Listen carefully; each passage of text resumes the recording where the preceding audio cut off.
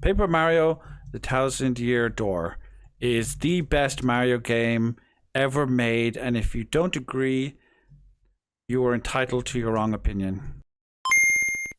This was my first entry into Paper Mario because I got a lot of things on the GameCube, and I just thought it was really cool having a turn based Mario game because the last time I had played one of those was Super Mario RPG. So I instantly jumped onto it. I love the story. I love the different areas. I love the characters.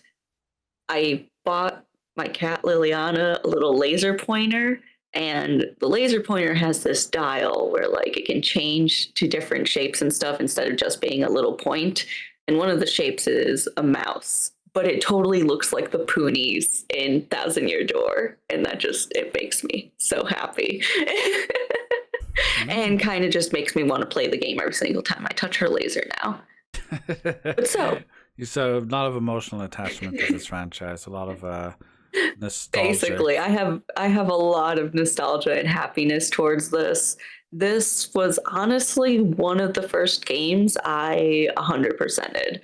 Like, I made sure to get every side quest done. I got all the side characters, all of the star pieces, everything.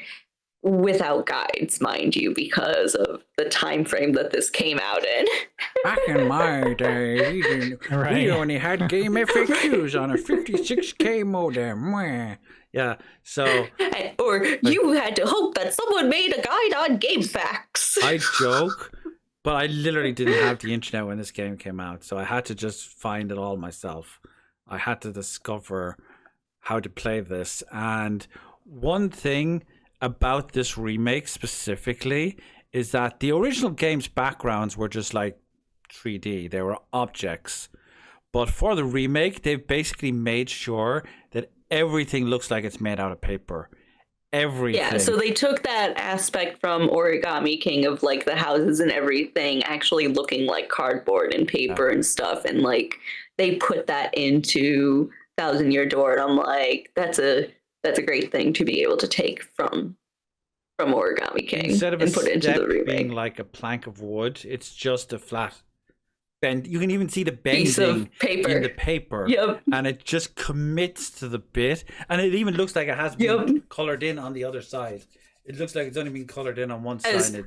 Also, if you look, there's even parts of those steps where it actually has the bent paper for it to be standing up.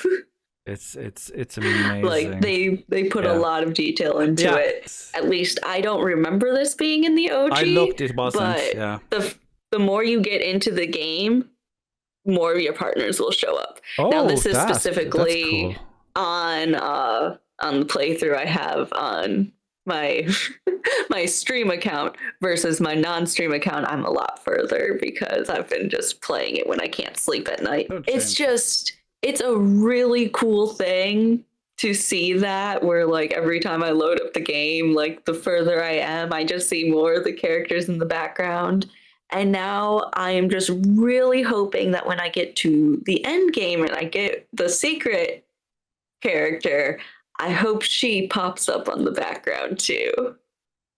I think that would be really cool to be able to like load up my save file when I'm about to go into the pit of 100 trials and see the extra hidden character right there. So I'm trying really hard not to spoil anything about the character. The opening cutscene, you go to this town, it's like a pirate town, like it's seedy little place, and while Goombario tells you like, oh, this town is like super dangerous and stuff, you can look in the background. No, that's Goombella.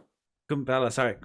Goombario's in the first Paper Mario. Thank you. She's telling you like, oh, this is a dangerous town, be careful here. And if you look in the background, it's the Pinatas beating up. Yeah, they're beating people up. It's hilarious. They're beating people up in the background, and it's just funny.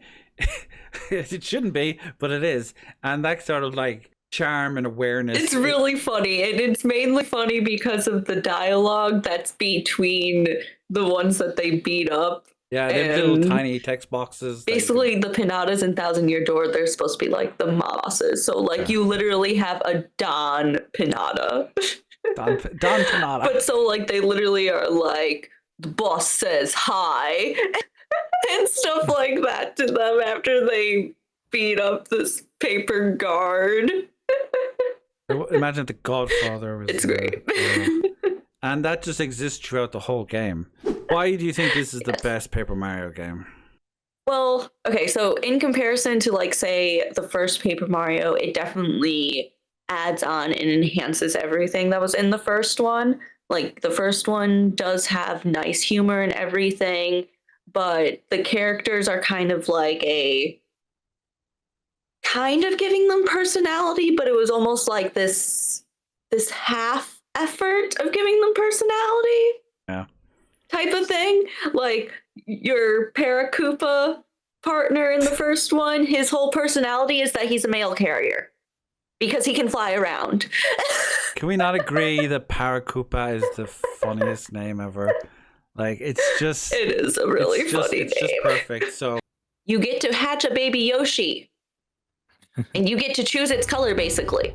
Now, granted, you have to literally force yourself to sit around and time it. But I don't remember that. You basically get to choose your Yoshi color. That's cool. Play Paper Mario. Paper Mario's amazing. Hey there, folks. I know nobody wants to listen to a creator shill themselves for 90 seconds, so I'm not going to. If you enjoyed this, we do the show live every Sunday on Twitch at 6 p.m. BST. Feel free to pop over TNEQL. And if you would like to support us in making the channel bigger and helping it grow, you can also check us out on Patreon, also as TNEQL. Take care of yourselves. Stay beautiful.